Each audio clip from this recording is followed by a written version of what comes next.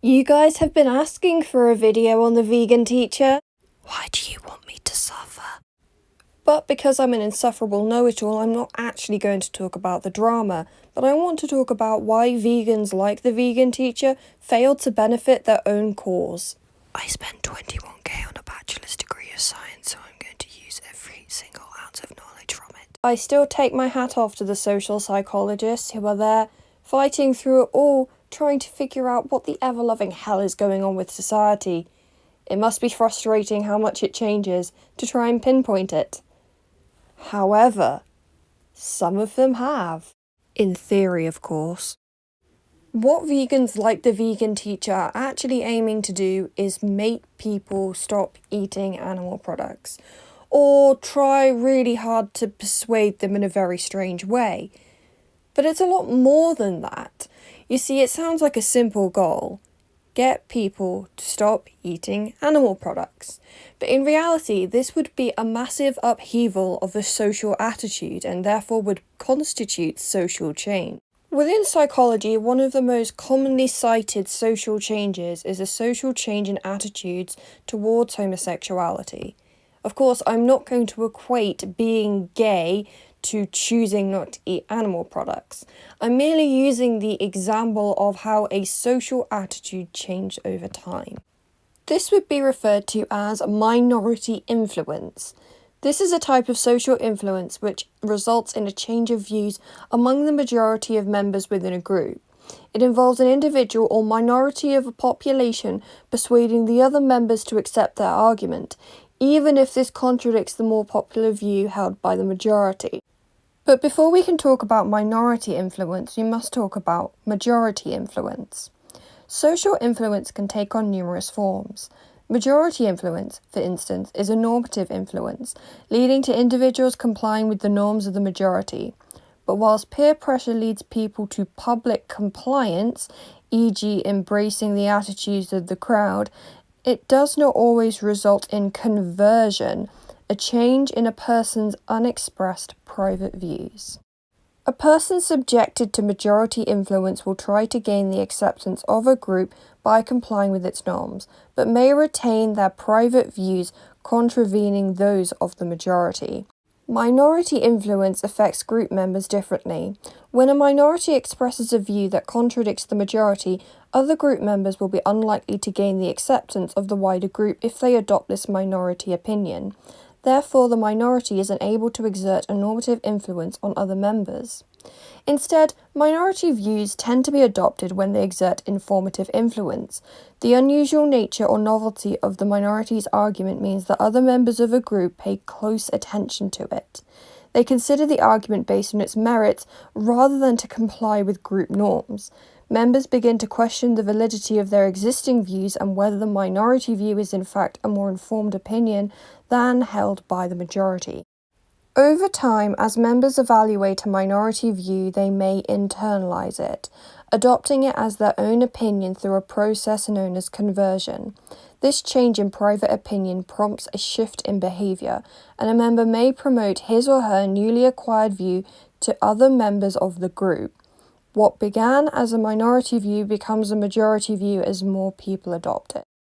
Unlike compliance, where a person changes his or her outward behavior but not their private opinions, minority influence can have a lasting effect on an individual's views and behavior, even when they leave the group.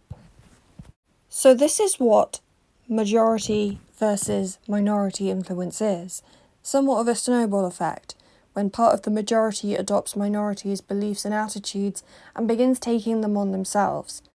However, there are several factors that go into how successful the minority will be in changing social attitudes. So in this case, it would be vegans trying to convince non-vegans to become vegan. Moscovici, 1969, stated that there are very important factors when it comes to convincing a majority to take a minority attitude and behavior in. The first is behavioral style, which is consistency, confidence, appearing to be unbiased, and resisting social pressure and abuse.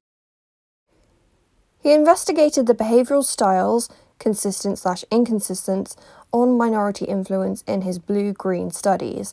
I'll link one of those in the description. He showed that a consistent minority was more successful than an inconsistent minority in changing the views of a majority. Consistency may be important because, confronted with a consistent opposition, members of the majority will sit up, take notice, and rethink their position. Consistency gives the impression that the minority are convinced they are right and committed to their viewpoint.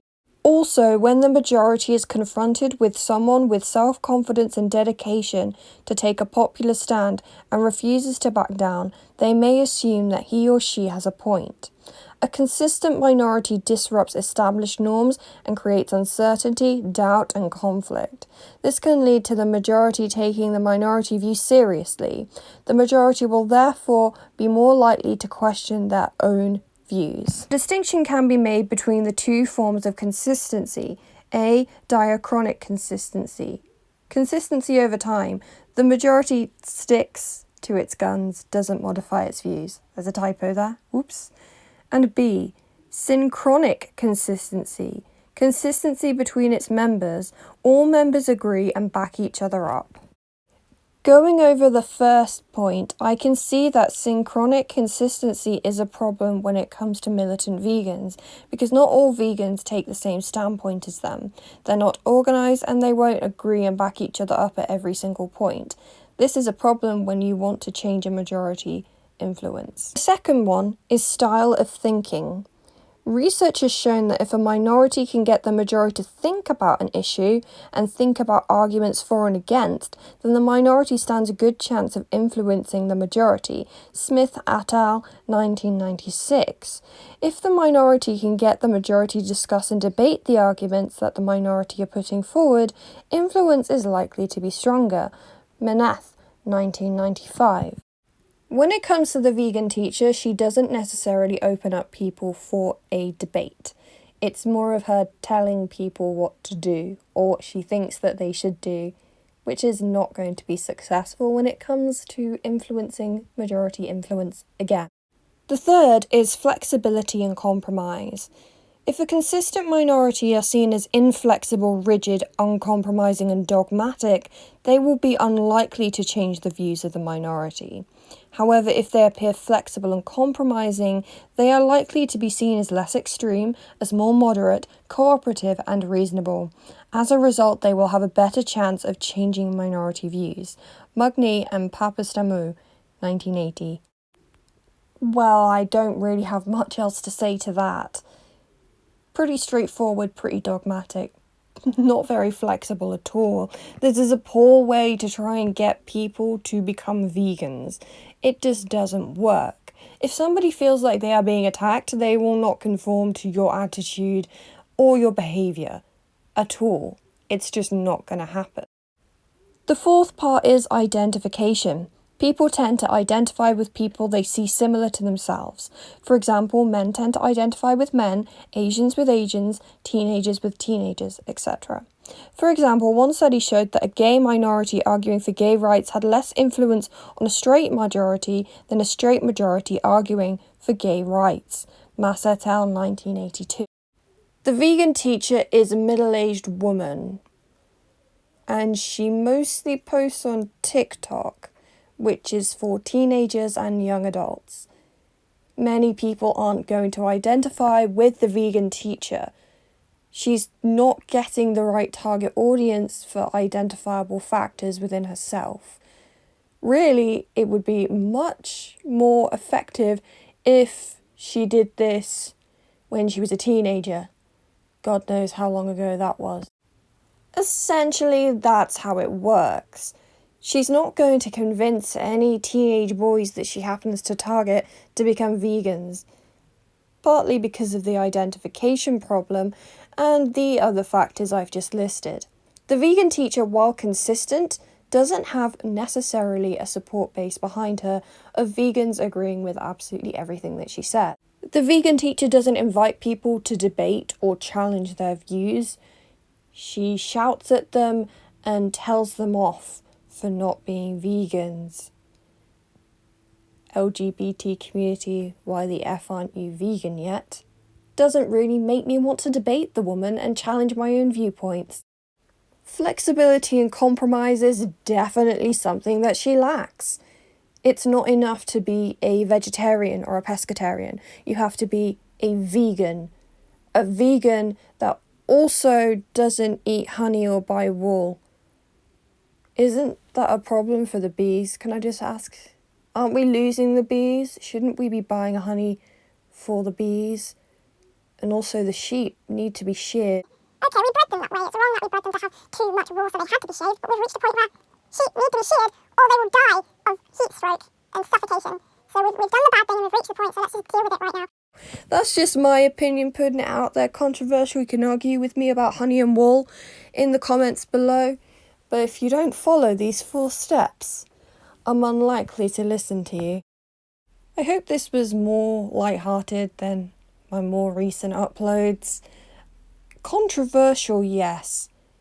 More based in theory and a little tips for anyone out there who wants to start their own social movement.